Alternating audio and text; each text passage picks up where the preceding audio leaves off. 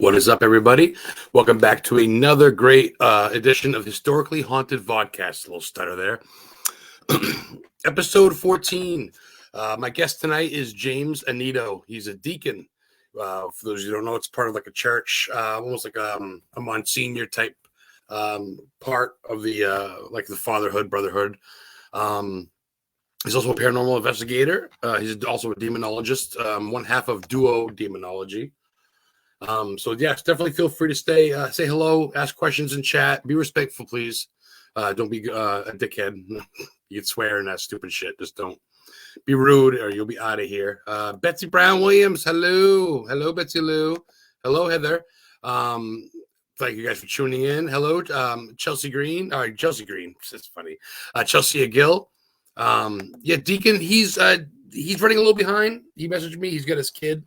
I know he's got a kid on the way with Selena Bean. He's got his kid. He's got his son, but he'll be here shortly. Once he's on, he's coming right on. I'll bring him on. So I'm going to stall a little bit. I'm going to talk to everybody about my day. What have me and Heather been up to? Well, tomorrow, Heather and I will be on Studio 6 Paranormal Podcast with Jay Hill and Shane Feek. That will be at, I believe, 7 p.m. Eastern time. I know it's 6 p.m. Central. So we'll be their guest tomorrow. So that'll be cool. Had a good show last night with Jimmy Pentanito, Mr. Haunted from Nesper, and he's got his hands in a lot of shit. He's got, let's see, I should know because I just spent freaking 3 days writing all about it. Oh, Phantom Messages, The Haunted Chronicles. So it's been a great weekend. It's been a great week. Like I said, tomorrow I get to be a guest. Me and Heather get to be a guest, talk about our stuff. Heather and I recently, I don't know if a lot of you guys know, we watched a documentary on Betty and Barney Hill. I know Chelsea Gill is a big UFO fanatic, as well as a bunch of our friends. And me and Heather found out pretty much their address was in Portsmouth, New Hampshire. Now, this is the house that they bought before they got married, or while they got married, I should say. They went on their honeymoon to Montreal, so they came back here after the alien abduction. And then Barney died in the house like 8 years later, and Benny died, 30, 40 years later. But so we ended up going to their house, which was pretty cool. There's no placards or nothing, but it was pretty neat to go there to be part of the Betty and Barney Hill stop, so to speak. All right, I think he's here. He's going to be just audio for now, not visual, but I'm going to bring him on. James, can you hear us? I can. Can you hear me? I can hear you, my brother. What's up? Sorry about that. I ran a little behind at Dave and Buster's with my child. I was like, oh, no. I saw the pictures, man. Oh, man. I get to meet you and your kid officially at the Portland Paracon this past year. And he's a little Spitfire dude, but he's a bundle of joy, dude. He keeps you on your toes, doesn't he? Yeah, and he's in the back seat, so hopefully he's a good boy like he's supposed to be. Oh, tell him Adam with the graveyard said to be good. The guy with the Chucky dolls. I'm his buddy. He'll respect me. And of course, a lot of us know that. Of course, Selena Bean is expecting. You got another one on the way. Congratulations. Yeah, she's in the car too, so she can hear you too. But what's up, girl? Hi. Awesome. Congratulations, you crazy kids. That's awesome. Thank you so much. Absolutely. So tell me, James, man, you're all over the map. We got some people in chat. I don't know if you can see or not, but Betsy Brown Williams says hi. My girlfriend Heather says hi. Chelsea Gill. And I believe she's on Paraflix. She's joining in. I'm going to ask right off the bat, dude. I'm going to go right ahead to this because I got to ask you, what's up with Transylvania, man? You going to Vlad's house? Are you serious? Yeah. I'm so I have the pleasure to be an ambassador for a tour in Romania in November, from November 7th to the 16th. Being an ambassador, you get to give a tour at so Vlad Tepes's Fortress, Bron Castle, Hotel Transylvania. I think there's on the account there's 10 castles, 3 fortresses, and of course the only forest to rival the suicide forest in Japan is the Romanian suicide forest that they have. So yeah, we get to tackle all these locations, get to stay in Bucharest, and yeah, I'm so excited for that. Like, right on Bram Stoker and Vlad's birthday to boot. I mean, I believe their birthday is the 8th. So yeah, we get to celebrate their birthday together, which is crazy. We were supposed to originally go in May they're going in May, but now the ambassadors, because it's Father Sebastian, who's like the head honcho in the vampire culture, and Yep, I've like heard of there, him. and then Patty Negri, who goes by the Good Witch, and then there's me, Yep. the Demonologist, and we were supposed to do May, but because it was the 125th anniversary of Bram Stoker's Dracula, but because of some travel restrictions, and then of course what's going on with of course it's Ukraine, their neighbor, Romania's neighbor. They decided to push things a little forward to November to give some time to kind of seek through what's going on in the world. I think that's smart. That's a safe bet. And of course, our heart goes out to all that that's going on. I tell you what, they fuck Yes, with they fuck with Dracula's castle, and I might have to get involved in that. I know. That's a bucket list, dude, and that's awesome, man. So definitely, we're gonna stay tuned for that. Betsy Brown, oh, and Heather says hello to Selena Bean. Everybody saying hi. They're all saying congratulations. Thank you. We all fell in love with you guys at the Warren Con and the Parent Con, and we wanted to make it out there for Thanksgiving. Me and Heather, we didn't get a chance to, but we love you guys very much. We look up to you, and yeah, it's great to have you guys on here. I know you guys are busy, and shoot, I feel bad taking up your time. I Oh, rescheduled, you're good. but okay. No. I was just running behind. I knew I had this tonight, but like I said, I was running a little bit behind. Who'd have thunk the mall on a Saturday when it's raining? I was packed. I should have known better. In March, I guess, right? Yeah. Ross checks in. Ross, what's up, Ross? Ross Rapazzo. He Hey, runs the what's radio up? show, that Paranormal King. So let's chat about. I see. You're very. I mean, you're not. I mean, you obviously you put yourself out there. I'm getting tongue twisted, but you're not really big on like a pat on the back. Like it's hard for me to find shit out about you. Like I realized about 2 weeks ago that you do a podcast with Laura, the Siren of San Quentin, right? I do, yeah. No, yeah. So that's promoted, of course, but yeah, that just started last month, and our first show was with Jeff Bellinger and Carl Johnson, of course, who I work with, Demonology, and Alicia Marco Carlson, who works Your as partner, well, yeah, yeah. and Yep.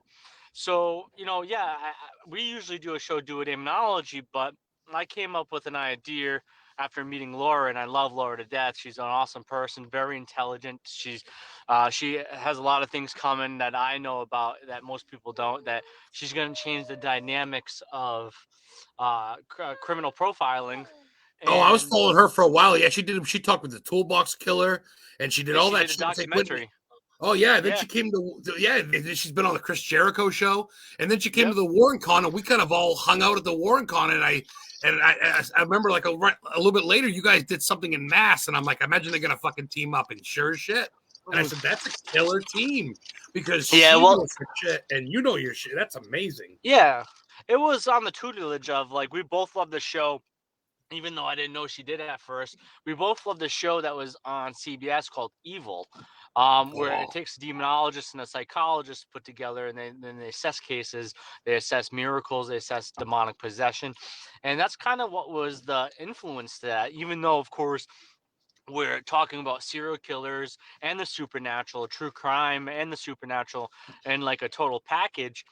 it's Yeah, out of the same umbrella. It's kind of hand in hand, right? I mean, oh, of it course. can, And our second show is basically proving that. We're, our second show, which is this Sunday, which is tomorrow, is having Arnie Johnson on of the Devil Made Me Do It case. The trial of Arnie Cheyenne Johnson. And of course, that was just made into a motion picture called The Conjuring 3. agree. Yep. And we're gonna have Tony Spare on. So even though not a serial killer, he did murder somebody under the influence. So per his perspective, Well, and that James, correct me if I'm wrong. That's the first ever um, demonic case presented in court, right? If I remember, or correct. It is. They kind of quickly shot it down, but it was the first United States court case where they tried to use wow, demonic possession as a defense, but it was quickly shot down, which is alluding to me because you think about it, right? mm. Um, God is always used as get sworn in when you swear on the Bible to swear yourself in, to tell Yes, you that yeah. telling the truth.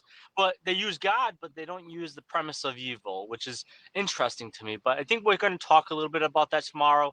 Why they don't think maybe now in the modern sense why it wasn't taken and considered.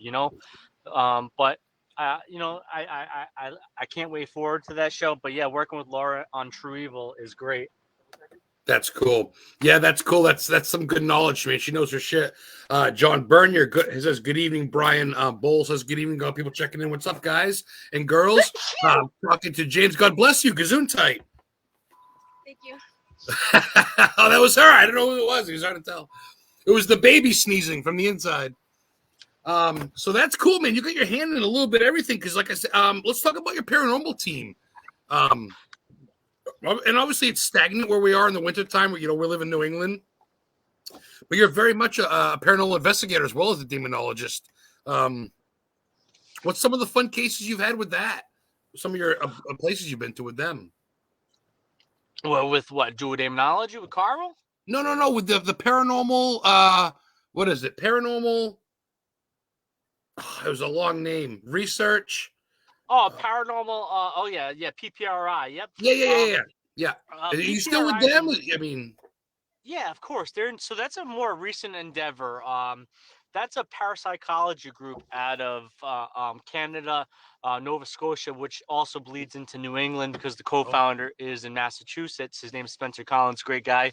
And that's a parapsychology group that has two social scientists, Dr. Elliot Van Hoosen and Dr. Spence, not Dr. Spence. I always forget his other name, but it's a social science group, parapsychology group. I haven't really necessarily done anything physical with them. A lot of it's consultation because we deal with a lot of residentials. But we had an investigation lined up, a private investigation up at a very well-known place that had called us to seek help, and unfortunately, because I was going through some issues with my health, I had to back out. But other than that, I've been to the East Coast to the West Coast investigating claims of the paranormal, either residential or what people call ghost hunting. But I've been, from the East Coast to the West Coast, and I have to say I've had the pleasure to visit many historical places, and some of them is my favorite is in Kentucky, like Waverly Hills, Old South Pittsburgh Hospital. I would say those are my probably two utmost favorite locations. In New England, I'd have to say S.K. Pierce House, and then there's a little gem called Clouds Hill Victorian Mansion that most people don't know about. I haven't heard of that one. Where's that? Ooh, I have that. The first one I've heard of SK. Everybody, well, not everybody. A lot of people know SK in Massachusetts, but where is that one in your hometown, Rhode Island? The other one? Yeah, Clouds Hill is on the cusp of Warwick and East Greenwich, Rhode Island. It's technically East Greenwich, I believe, but it's right where. So Apponaug, which is in Warwick, Rhode Island, was the original location of the TAPS headquarters. So when you watch TAPS, the Ghost Hunter show, that's right. They're based on the day. Yes. That's right. They're based out of Rhode Island. They're right. Yes, that's right. They're Roto-Rooters. They're in fucking Rhode Island. Holy shit. Yeah. So the Apponaug location which was their first headquarters that you've seen on television. It's probably 2 miles down the road from that, and that's where Clouds Hill is. From what I understand, it's the only Gothic Victorian mansion that exists in the country. It's a Victorian mansion made of all stone. And it has over $1 million of art in it. Some of it was gifted by kings and queens, emperors of the Han Dynasty, I believe. Some of the artifacts exist there. So it's a really they don't allow investigations there necessarily. But it's private property. They're open for tours. But the current people are really against it. It's been the same owner because it's been passed down by the woman of the family. So the woman of the family actually got the house. But the connection to it is that it was connected to the Slater family, which, of course, if you know American history, the Slaters, William Slater found the Slater Mill, which was the first industrial mill in the United States. So actually that mill is what started the Industrial Revolution in America. So that house has that connection to that. That mill's still there. That mill's on Alice Obscura. That's a bucket list of mine. That fucking old school mill is still there with a water. I'm sorry. We got questions in chat. Shit, sorry, I'm Okay. losing. I think I'm talking to a friend, but I forget. I'm sorry, guys in chat. I'm not ignoring you. A friend of yours, Jenny Davis, says Clouds is amazing. She said that you took her there in October and it was amazing. Yeah, she'd never been over here before, so her and her mom with her daughter River and her husband Chris had come down into town, and they wanted to see some cool locations. And you could see go to the ones that are seen on television, like the Oliver Estate is a great location, SK Pierce is a great location, Oliver's beautiful, and yeah. Captain Granson's a great location. There's so many great locations in New England. We have some of the oldest history in the country, but I wanted to take them to a hidden gem. And I think, it is like a 3-hour tour. So it really is stagnant if you don't like history. Milligan But style. but walking through that house, it just rings into you. And if you're sensitive to the paranormal, you'll definitely get impressions. So, but yeah, no, yeah, Jenny's awesome. I've known her for a darn long time, and it was great to see her in New England and get to hang out with her. Awesome. Well, thanks for tuning in, Jen. I appreciate that. And sounds like, it sounds like he appreciates it too. James appreciates it. And we're glad you're aboard. Betsy asked you, she says, thank you so much for tuning in, James. Congratulations on the baby. She says, what influenced you to become a demonologist? Was it a personal experience in the past? Thank you, Betsy. Great question. Yeah, it's a great question. No, actually, I did not get involved in the paranormal because of any paranormal experience. Really? It was more so a traumatic experience in my childhood that made me linger on the topic of God and the study of theology. I was very agnostic when I was a child, and I was heavily into biology. I loved the man Charles Darwin, and I loved science, and still love science to this day. Of course, I'm a student of psychology, so the social sciences are to me fascinating. Yeah. But what got me into demonology was because more of the literature I read. Like I loved theodicies, which is the concept of good and evil, karma. Any folklore, religion, or belief system throughout time has had this kind of concept. Even the Sumerians, one of the oldest, they had these structures found that looked like, of course, gargoyles or the traditional witches, not witches, but angels or demons that we think of in our artistic format of the modern sense. So, the early civilization and even to the modern civilization has a concept of good and evil. And that's really what fascinated me. But of course, I am Rhode Island, so I knew of the Johnsons. I knew of my next door neighbors in Connecticut called the Warrens. And I really had kind of a calling toward doing this. And I started getting involved with residential cases. And I had worked with Carl Johnson originally through his team Beyond the Veil Paranormal as their tech manager. They had asked me to come on as their tech manager over 11 years ago. So Wow. it really getting involved with residentials really led me down that path because I felt like, yes, I could come in, I could get this idea of what a ghost is, a spirit, what their kind of phenomenon they were dealing with. But what if they ever needed help? What happens if I ever came across something that was malicious or malevolent or beyond my control? And I wanted to get better and learn. I've always been into reading and researching since I was probably 8 years old, since I could really understand like words and kind of like came so inversed with, of course, Scooby-Doo and other television shows. And Yeah. I started getting into investigating around 15 years old. So I got into at a very young age. And yeah, just all those kind of like smorgasbord of like mixtures kind of It led sounds me like to it basically demonology. snowballed. It sounds like you started where you were, like you say, you kind of watched the cartoons, maybe kind of interested in the history and shit, and then it just started snowballing into the fact to where, like, even your team, it's obviously it's a demonology team, but you have it pronounced the old school way and spelt the old school way because you've looked into it, and some people don't even fucking know what that is, and you explained that when you were giving a speech. I love that you're like you're deep into it, man, and you're so young, and you're so chill. We hung out with you in the police cruiser at the Paracon, just talking, you, me, and Heather. Yeah. And you're just one of us, Yeah, man. man. We're just laughing, and then when I go in, and then I saw your lecture, and I'm like, this guy's the real cat. But you really just you're very humanized and grounded, but you've seen and you're involved in some scary shit, man. Carl was the first one involved in the Conjuring House before the Warrens, man. The Johnsons. Yeah, they brought him in. Him and his brother, They brought them in. Yeah, the team Pyro brought them in, brought the Warrens in Ed and Lorraine. So yeah, I grew up hearing about that story straight from Carl's mouth and Keith's mouth, because I knew Keith before Carl, which is funny. But I grew up from hearing their talks about the Conjuring.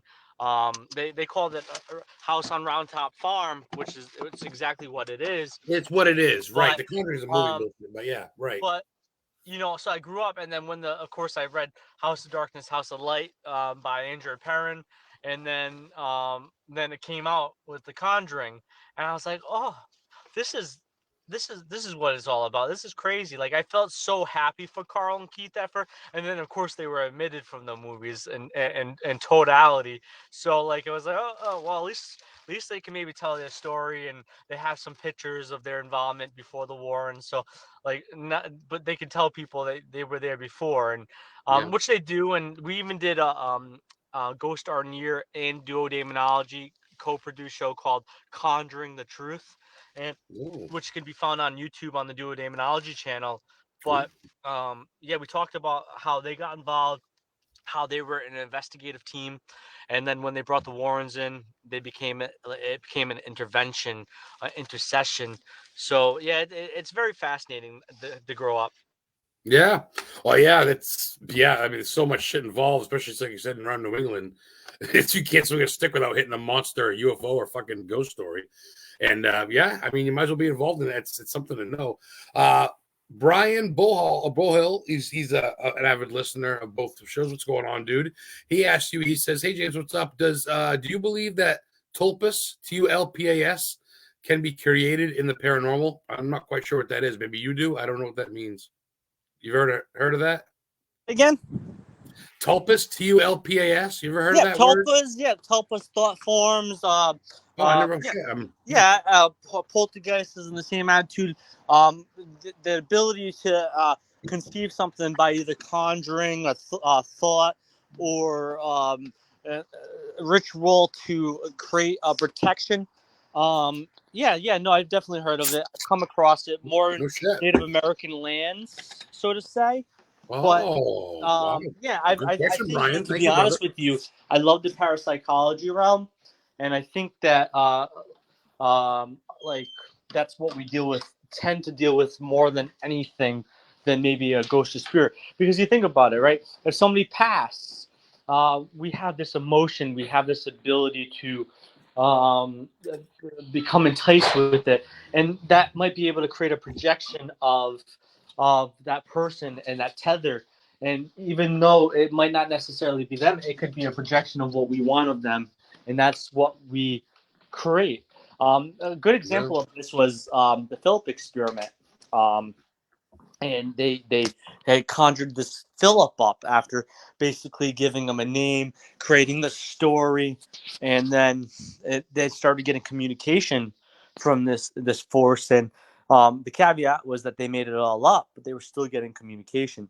Now, people would say, well, did they get something that was off the street and pretended to be Philip, or did they really put enough thought into creating this thought form where then eventually it gained its own cognitive ability, intelligence, which people call it for artificial intelligence in other realms of the paranormal, and was able to do and work on things.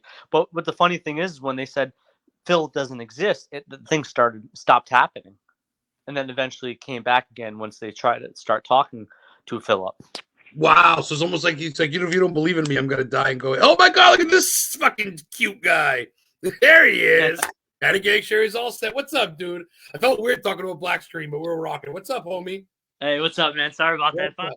I finally made it home. Do not apologize, dude. You got awesome family. Shit happens. I'm just happy you're on my show. So.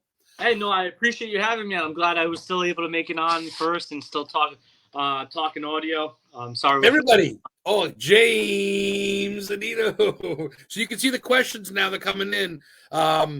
Someone said, okay, so how and why did you become a demonologist? Well, I kind of already said that. It was basically because Yeah. my interest in the good and evil. Yeah. I felt like it was a quality. To be honest, like some people find funny as a kid. You know what you want to do, right? And I don't.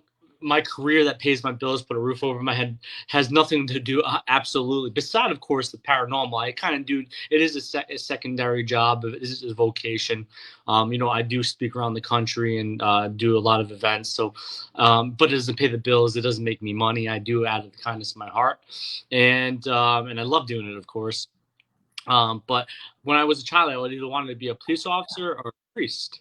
I came close to priest. I was ordained a deacon, but I was also, before ordained a deacon, I was a Church of Christ, a deliverance minister, where at first I was a pastoral assistant, and then I led my way. So I was ordained in two different Christian denominations. One was Catholicism, one was a Christian denomination. But the demonology thing was, like I said, the idea of theology, like God, and experiencing spirits eventually, and then experiencing the what ifs, kind of led me what the demonology realm is. And of course, like I said, not to reiterate, but for if you weren't listening, is that the residentials, I wanted, if I couldn't, you need to go. Please. No, you can say hi. Hey, what's up, dude? That's a kid. Hey, you were the one who was destroying my graveyard at the Paracon. I know you. You had a good day at Dave and Buster's, huh? But so it was more so like I was good enough. Like I don't have an answer for what we have to deal with, because good science is asking more questions, right? That's what the scientific method is asking questions. If you find an answer, then you ask more questions based upon that answer. So like I have a good idea of what we maybe deal with, and I have theories, hypothesis, and a hypothesis about it. But hey, See, that's the thing with you too, is that you're a thinking man. Like, I wouldn't say you're a skeptic, because you definitely believe, but you're definitely someone that's like, you're looking for answers constantly, and I think that's refreshing instead of just going, oh, an orb, ooh, what's that? Ooh. You know what I mean? Like, I could see doing a professional hunt with you and being like, you know what I mean? Oh, someone actually talked about your friend was talking about the Oliver House. She's yes, Oliver House is killer. Benjamin Franklin went there, and there's a lot of bad, not bad, but few suicides and more stuff happened there. But yeah, Yeah. Basically it was because, I feel like you can collect data and you can show it to somebody, but then on top of it, what do you do beyond that if they want something more? It's not like spirit fingers and like magic, like be gone, spirits. There's a lot that goes into it, but I think that's what fascinated me more than anything than just collecting audio, video, having shared experiences. Like, that's still fascinating, but how you can conclude it, if there is quite a possibility to do so, is what fascinates me even more. Well, that's another thing too. You're into. My girl Heather says hi. She shared your demonology page. Perfect. She's a big fan. Yeah. So someone said this. Yeah, he's finally on video. Yeah, you guys are tuning in. That's great. That's awesome. Yeah, that's what I love too. Because like you say, you got the religious aspect, the science aspect. Like, you're all about it. You're all about the fucking aspect. You're like in between, like, your podcast and you're doing adventures and then just random stuff with friends, and then of course with Carl. I mean, you guys doing the Warren thing this year? You guys doing it again? You must be. I think you guys going to the Warren. Have you decided yet? It's still early, but so I can't announce anything, but I do know details about that. So unfortunately, you'll have to wait to see what comes. We'll see you there. Brian, so when we ghost hunt on a place over and over, can we create ghosts based on the Tulpa theory? Brian with the deep Einstein questions tonight. Thanks, Brian, on a Saturday night, making everybody think. Brian, I think that's quite possible. I think, or we can bring our baggage. I work at a Fall River. By day, I'm an HVAC estimator project manager, and I was in the HVAC field for a long time before that, and 9 years is a long time to me. but I was an installer and then a foreman, and I made my way up. But I'm in the Fall River area, which is, of course, if you know the Fall River area, Lizzie Borden. Lizzie. You know, Fall River is not necessarily a nice area, but you got to remember the Lizzie Borden house. Beside what the heinous act that occurred, nothing much more was performed there. Nothing much more occurred there beside the lands, because it is Fall River. There's lots of stabbings. It's like the stabbing capital of It's kind of lower class, honestly, where they were, especially. Yeah, I mean, yeah.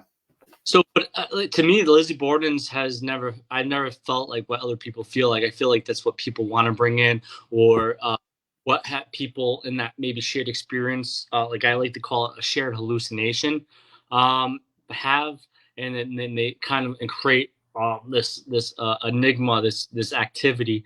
So I think that has to do with a lot of it more, because you think about it, like if you go into a space expecting something, you might get what you're expecting because you've created enough kind of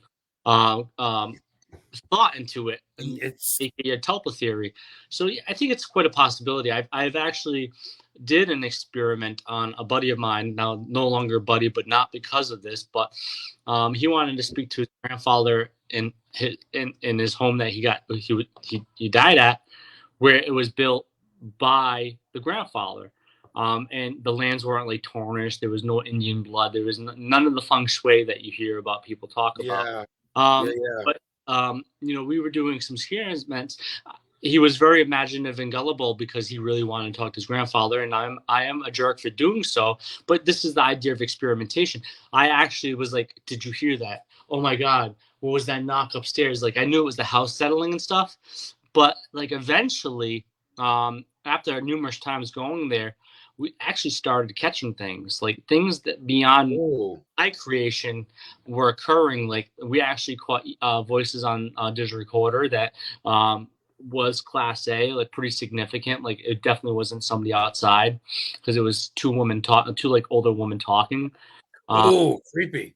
So yeah, we started getting activity after numerous times of kind of playing into what he wanted. It comforted him, of course, because he definitely felt times he was his grandfather. And yeah, I'm terrible for doing that, but experimentation sometimes is about pushing the envelope. It's like, and you know, I did what I did, but it generated something interesting into me. Like if you put enough perception into something, it's like a projector. You set up a projector to watch something. Yeah.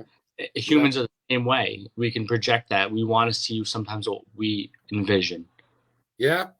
And so the guy's a guinea pig for a little bit. No one got hurt. I mean, sometimes you got a fallen soldier in the project, but it's a little experiment, and I think it's for the greater good. And at the same time, you got to. I got a question before anybody else's question. Do you think you, being a man of like knowing your stuff on the ladder of the deacon and just demonologist, knowing all that stuff, do you think you're a higher target for these spirits? Do you think that they know your power coming into it, and like, well, this guy's, don't fuck with him? Do you know what I'm saying? Do you think they sense you? Quite possibly. You know, Ed Warren always said that you were marked once you start dabbling in the demonic. And also, you know, something like The Art of War by Sun Zhao. He said, you know, you must know your enemy, or you basically are not going to probably survive or win that battle. You know, something about their weakness or something about them to use in plan of an art of war. So yeah, I think they do. Of course, if in most demonic lore, the non-corporeal, they were here before humanity. So I think they definitely have a good idea of knowledge of the individuals that intercede into affecting or working in this field. I don't know how the spiritual realm works. You know, I definitely think it works at a different capacity, but different capacity than our time. Mm-hmm. But I think in that same spectrum, yeah, they definitely do know who the enemy is, and it's like me needing to know a little bit about them or a lot about them, like their names, like what their characteristics, what their background is, why revered in a certain different belief system. Now they're not, you know, now they're diminished and now they're this demon. So it's like in knowing about them, Of course, once they start getting involved in cases and start being detrimental to their plans, then of course they know who you are, and they probably maybe know who you are before you get involved. I don't think they have necessary ability of precognition. A lot of their foolery is having a good idea of what your next move will be. They necessarily can't tell the future, in my opinion, but they of course can have a good idea of how close it will be. Right. Thank you for sharing, Heather. Thank JamesAnnitto.com. For a couple extra bucks, you might be able to get some cool pictures of them. I'm just kidding. We're talking. I want to make this. And I do free signatures. I do free pictures. Dude, this guy, you meet him in person, he knows his shit. Like if you guys don't realize, he literally just got done coming from like a funhouse playground place with his kid and his wife to be, with his pregnant wife to be. He just isn't scripted. He just sat down and he knows this shit. You couldn't ask for a better talker, a more professional guy. But I want to go off topic, dude. I want to ask you some cool shit. What you go to eat, man? What's your favorite type of burger? You like a big fat burger with a bunch of shit on it? You like a big pizza? What you go to for like a? Well, so I'm Italian, like I'm Italian American. Yay!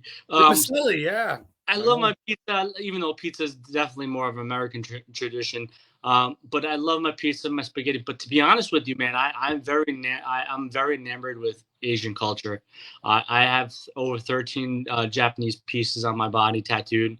I was martial arts for a long time, and I definitely want to go to Japan or Asia at some point in my life. But I love Asian food, Chinese, Japanese. I love sushi. That's my to-go. I could eat that every single day and be fine with it. A burger every single day, my arteries would clog and I would die. I was gonna say that's pretty cool. I bet you know it on the pod. That's what I want to do on my show. I want to ask questions that you probably, and you've been on thousands, maybe not thousands, but you've been on hundreds of fucking podcasts, and no one thousands, you, man. Well, yeah, probably by now. Honestly, yeah. But has anybody really asked you about your tattoos? That's pretty cool. So you got how many tattoos of just that culture? I have 13. I have each piece of my body's tattooed, so I have a whole back piece. Wow. I takes up my whole back basically. I have no blood, no ties, just interest. No blood. No Asian blood. I just I fell in love with it. To be honest, it's cliche, like how Scooby-Doo kind of played a big part in the paranormal. I love Dragon Ball, and I love Dragon Ball Z. Well, that's gonna, yeah. And I was gonna say earlier, you mentioned the suicide force. A lot of people don't know that in Japan. People find shoes there and clothes, and they don't know who the fuck they belong to, and the people go missing. That's a big. People see UFOs, Bigfoot. It's almost like the Bridgewater Triangle, kind of. You know that. It's funny you mentioned it does have a Bridgewater Triangle. It's called. What does? It's called the Asia has their own Bridgewater Triangle out in sea. It's called the Dragon Triangle. Ooh, we didn't know that. Yeah. We're learning something new. Heather says, super sweet family. Heather absolutely loves Celine Bean. She goes, she is the most spitfire little girl. She goes, she's dragging James's kid around, about the size of the kid, dragging him around. James is up there talking demons. She goes, that's a great family. You guys are good. You guys invite us for Thanksgiving. We couldn't go. We're super fucking bummed. Please invite us again because we will definitely go anytime. We love you. I do it every year. Friendsgiving every year. So if you can make it. That's cool. And I mean, a lot of people, I don't know. I know it's, obviously Corona and everything else. But I think next year will be a lot better. Hopefully it's looking pretty good. Anything on tap besides, obviously, Transylvania things in October? Anything coming up the next month you can talk about? Yeah, of course. So not this weekend, of course, because it's this weekend already. But next weekend, we're have an event at the Hinsdale House in Hinsdale, New York. It's sold out. Yeah, I love Dan so much. I have a long lineage of history at the Hinsdale. I actually been going to the Hinsdale or Daniel. So then the following weekend we'll be in Rochester, New York for Rochester Parafest, and then the weekend after that, Carl and I have an investigation event at the 1912 Hoover House in the outskirts of Gettysburg, Pennsylvania. It was a nursing home. And now it's a bed and breakfast. You got a little mini road tour coming up, brother. Yeah, we just came back from Michigan this past weekend. We were in Michigan doing an animal rescue event called Photograph for Pooches, hosted by Miley. We raised $11,700 for animal rescue. Oh, God bless. That's amazing. I saw that. I forget now, the crypto paranormal page. The Goose and Dina there shared it because it's. Oh yeah. I met Gooseby first. I met him the first time this past weekend. He's such a great guy. I love him. He was promoting the show. He's like, check out my friends. Like, oh, that's cool, Goose. Thanks. He was all pumped to me. Awesome. He's like, oh, I met James. Yeah, that's cool. Shit. Well, I was gonna say, what do you have any? I mean, obviously Transylvania, but that's coming up. Do you have any bucket lists besides like Asia, Japan, anything like that? Thailand? I'd say that my two biggest, of course, would be of course Romania, which I get to knock off this coming year. I'm gonna sneak in your fucking luggage. I'm gonna hide in your briefcase. Japan, because like I love the idea of Shinigamis. I love all that. I love that call. I love Shintoism. Shintoism's fascinating to me. So Japan would be my second, and then my third is going back to my Italian roots and going to Pavilion Island, which I can't talk much more, but if my Romania trip goes well, an Italy tour might be something in 2023 that you're not going to the Vampire Island. You're not going to the Island of Death where all the plagues and shit were. Oh my! But a possibility, but I shouldn't have said anything because, but no one's watching anyway. Hey, no, that's not true. But you know what they say is if you believe in something to happen, you put it as a goal and you make sure it happens. It happens. So I want it to happen in 2023, man. And I have a feeling that I'm going to Pavilion Island in 2023. You've been working your ass off. You're a great father. You're gonna be a father to be. Your fucking bride to be pretty much loves you to death. You're doing all this stuff. You run it with one of the legends, a team with one of the legends. You do so much for so, and you work your ass off, dude. You promote yourself. You're going to these things. Have you written a book yet? You plan on writing a novel for the fuck of it, or buy it? No, so I've had 4 ill attempts at writing a book. So 2 times was with a ghostwriter, and 1 time was my own writing. And then I also I love science fiction to the back, the moon and back, as you can tell, I have the Star Wars poster in the back, 2 of them. Oh, very cool. Hey, everybody's got a geek side, man. The light and the dark side was one of the things that enamored me. Star Wars was one of the first movies I ever seen. So the light and the dark side was also a big thing in my life. And it's sentimental in a way, really. So, no, definitely. I would say that I was writing a science fiction book a long time ago, and that fell through the cracks because I accidentally deleted it, and I was at like 300 pages. So I think writing a book in my lifetime is out of the picture. Maybe one day, but to be honest, and I don't say this meanly, everybody writes a book nowadays, and I don't want to do everything that everybody does, like, I just had an episode on a haunting, but I don't like doing television either. It's not like I jump for joy when it comes across. Like the whole time before the show was going to come on a haunting, the Devil's Doll, I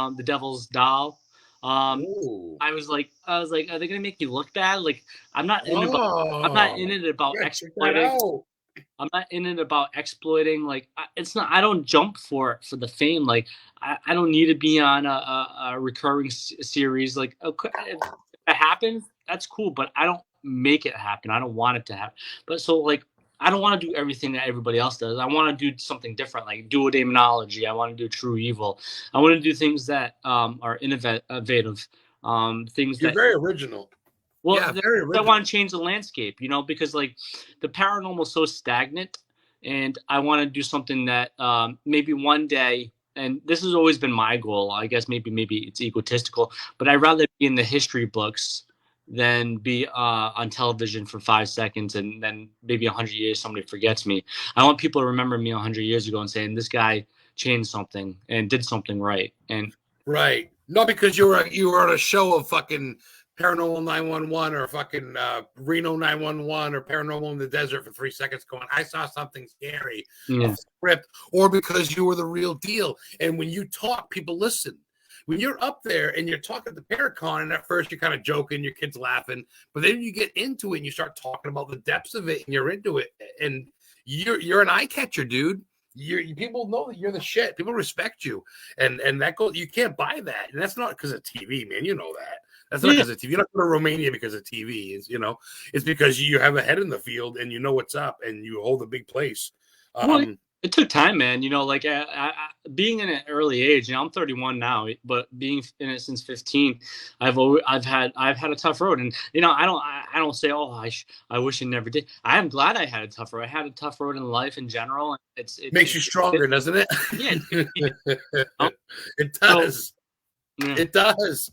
I believe so. People think it's Brian. How many sessions have you act? How many seasons? What does that mean? Seasons.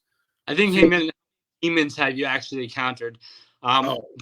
Say there's lots of seasons of shows out there. I've counted many. But demons, I would actually only have to say that I've ever counted 5 in 16 years.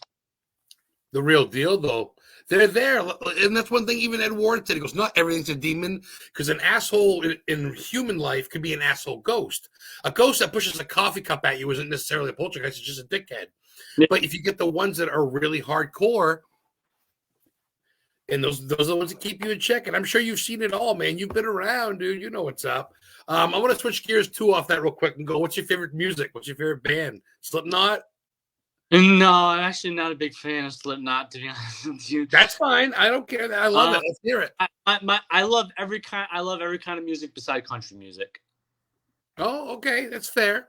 Yeah, I would say my top 3 though are dark rap, metal, and dark rap like the Antwoord? Like Suicide Boys, Evil God. Ooh, yeah. Isham the Unholy. Yeah. Yeah. But I love metal. So my top 3 are metal, dark rap, and then techno, which is oddly weird. But no shit. I'd say I'd have to listen to 3, but my top 2 favorite bands are, one is Metallica. I love Metallica. I've seen them live, thankfully. Everybody tells all about them fucking guys. And I loved, and I still love, even though Tom DeLonge is no longer part of it, but I love Blink-182. Oh, Blink, old school Blink, yeah. Old school Blink. I love Tom DeLonge, and I love it. I knew it was always an alien guy too, which fascinated me because he's that nowadays, and he's a big pusher in trying to get things declassified, and I respect that. Yeah. And his band Angels and Airwaves is all about that as well.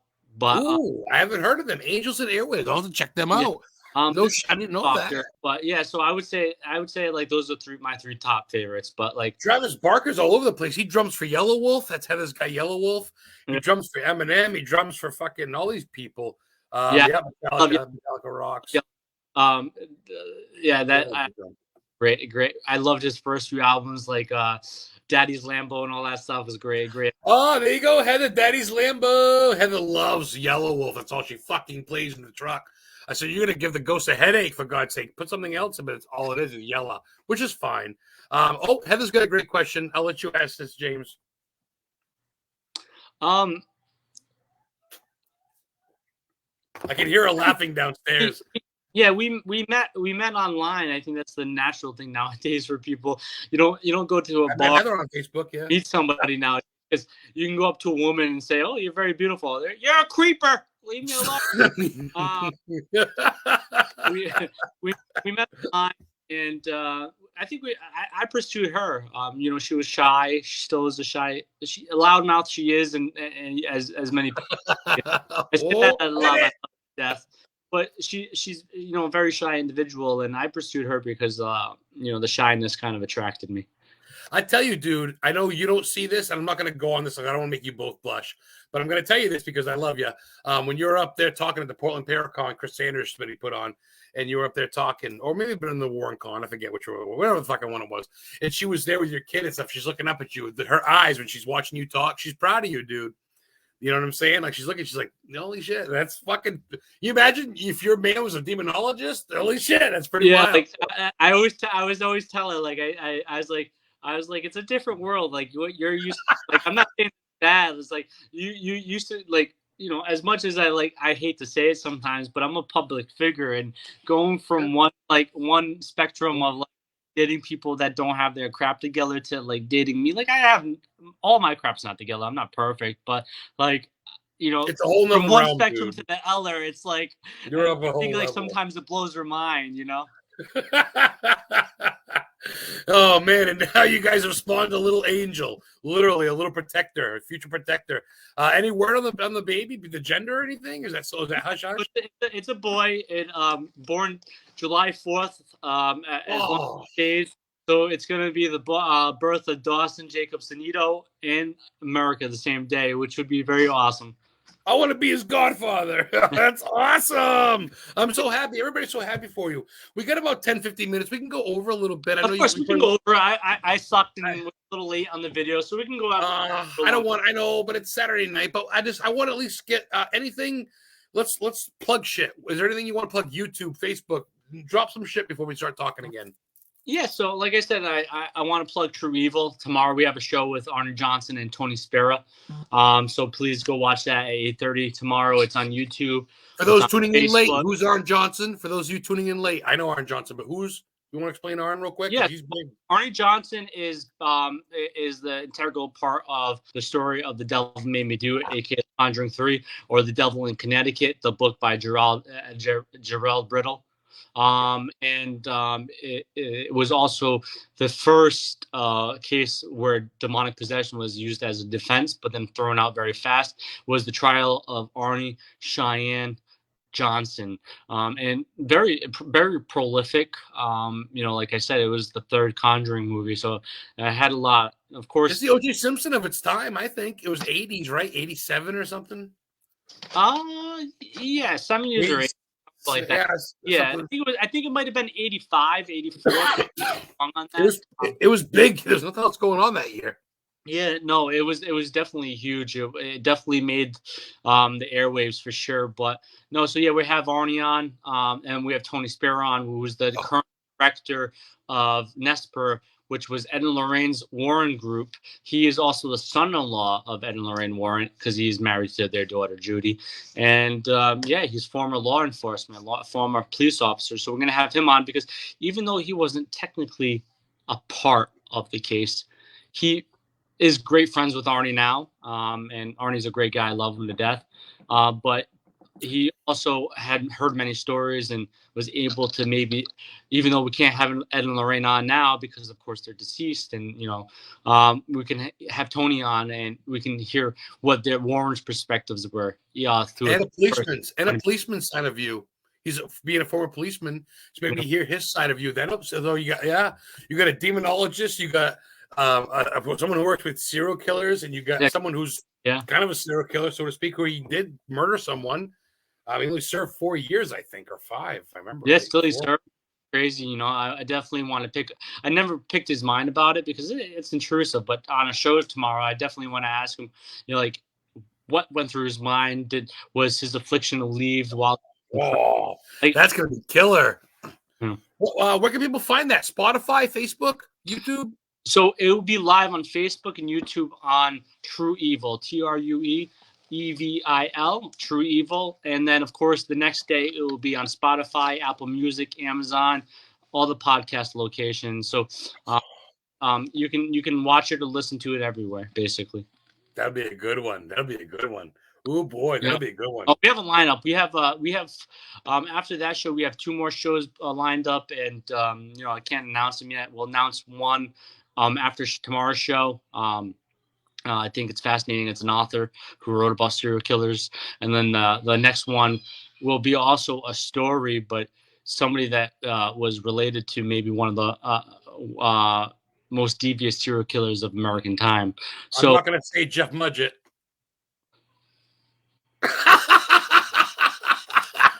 I know my serial killers, brother.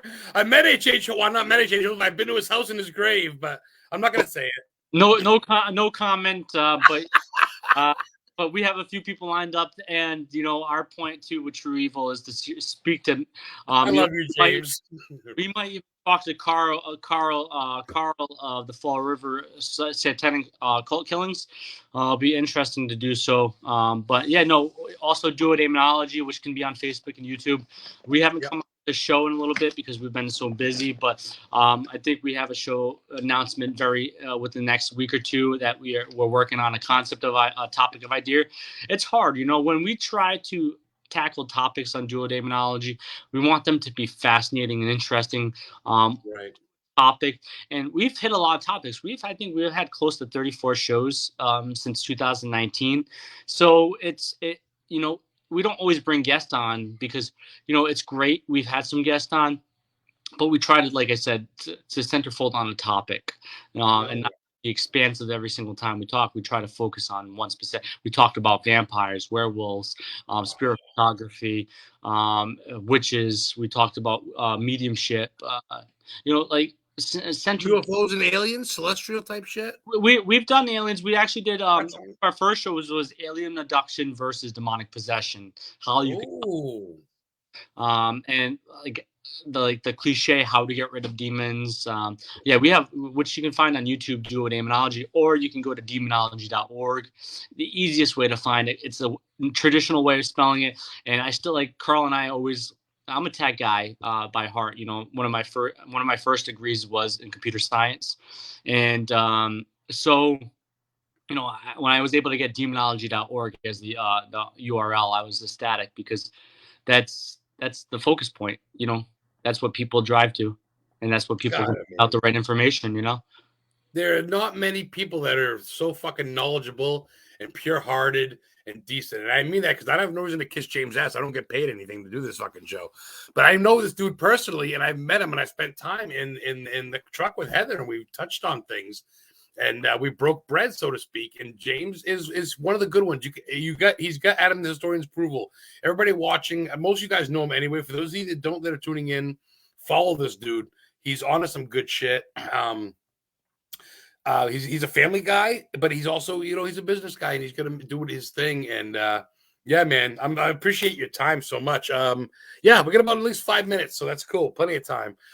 This fucking guy's going to Dave and Buster's with his kid, being a father on Saturday night, taking his lady out for a meal. And then I got after this, I got schoolwork to do. I got to do memories, dude. Well, remember this in fucking 3 months ago. Remember that time on that podcast when I fucking barely made it? I love you, dude. I'm so fucking glad you came on my show because it's hard. Some people don't want to do it. And a lot of people don't know what to do. Some people kind of cancel in the last minute. You got worried.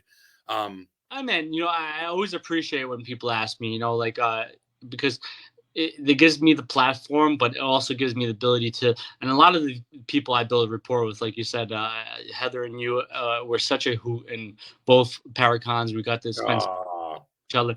I think you guys well, but it gives me the platform, but I also get to basically sit down and talk to friends and kind of enlighten other people. Some people don't like what I say, and they think it's a bunch of crock, but that, to each their own.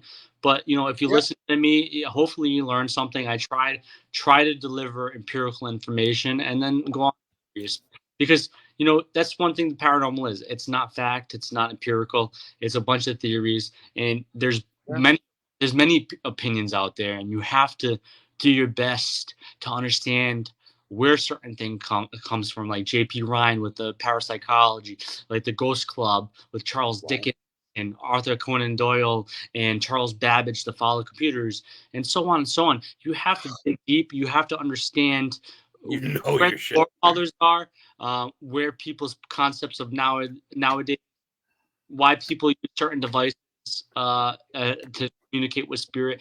Like, these are things that fascinate me, and these are things that I attempt to speak, openly about. But I appreciate you having me on, man. Like, I really appreciate it more than anything, and always hope I'm on again in the next time. Oh, dude, you know it, man. I mean, I want to see you in person. I want to get down there and do some Rhode Island hunting. Or you ever been to Maine besides the Paracon? I'd love to bring you out to some witch graves or something in York, maybe. I know Celine being, of course, with a baby and everything, but maybe this summer. I've been a few main places, like, of course, I've been to Stephen King's house.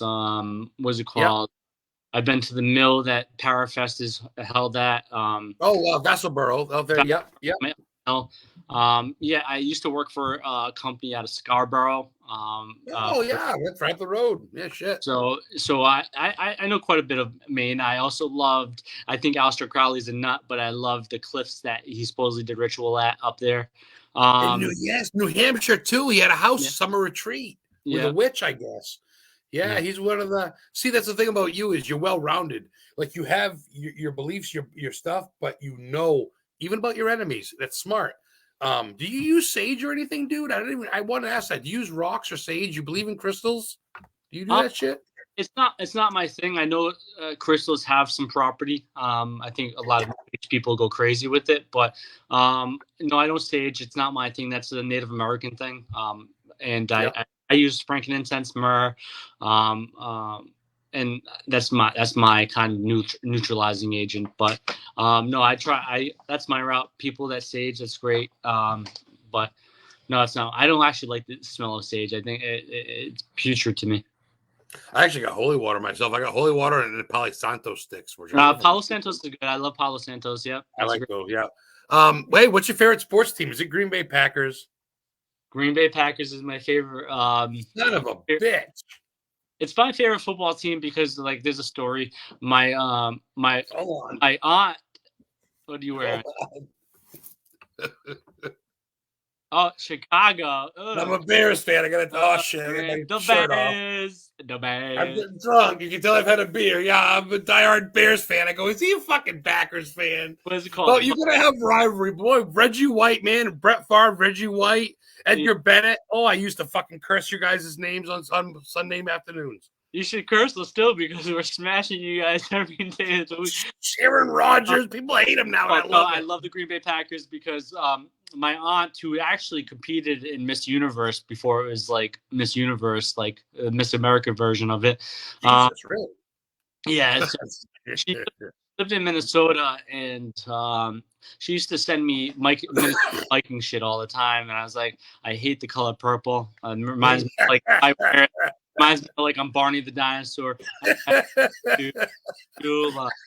I love the color green. So at a young age, I just became enamored with the Green Bay Packers, and then of course, we had Brett Favre, and then Aaron Rodgers. No shit. It just no ties. Then your father, your uncle, no one really cared.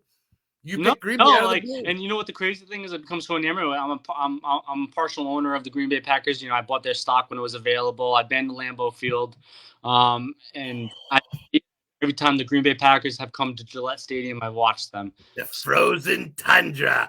I was telling you the other day, I said, Green Bay is the only team that they have like over 500 owners or some shit when they show up for a team meeting. Like people own stock in it. I go, literally isn't. She goes, really? I go, but you don't even live in Green Bay, but you can. Yeah. No shit. Yeah. So you actually, that's pretty neat. I wish I had Chicago Bears stock. That's fucking, and you've been to the frozen tundra, dude? That's wild. Yeah, I've never seen a game there, but I've been there. I want to see a game there. It's like, it would be crazy.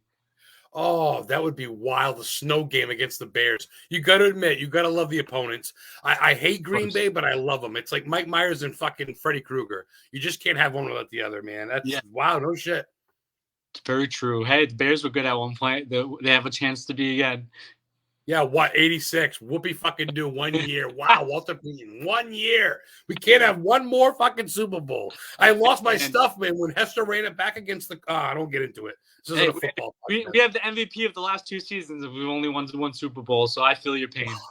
You guys had Reverend Reggie White. I loved him, but he was a sack minister. Oh, my God. Tormentor. Anyway, Wisconsin, man. Home of Ed Gein. There you go. So proud. And I'm also, as I said in martial arts earlier, I'm a huge. I would say my favorite sport is UFC though, or MMA in general.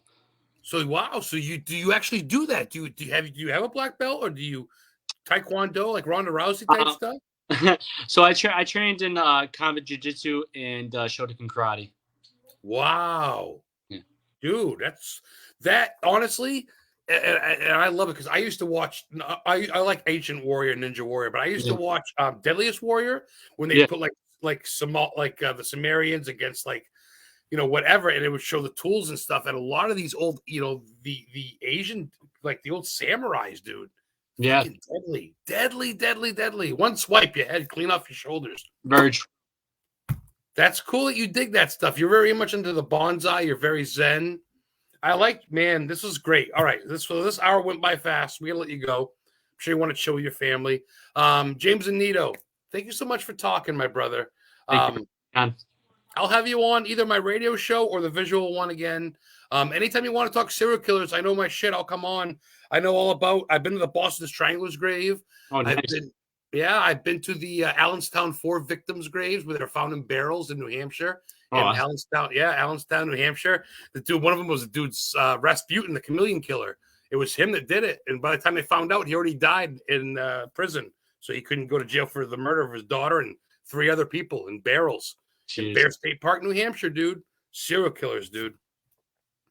Anyway, James, give Selena a big hug for us. We love you. You Will do. rock.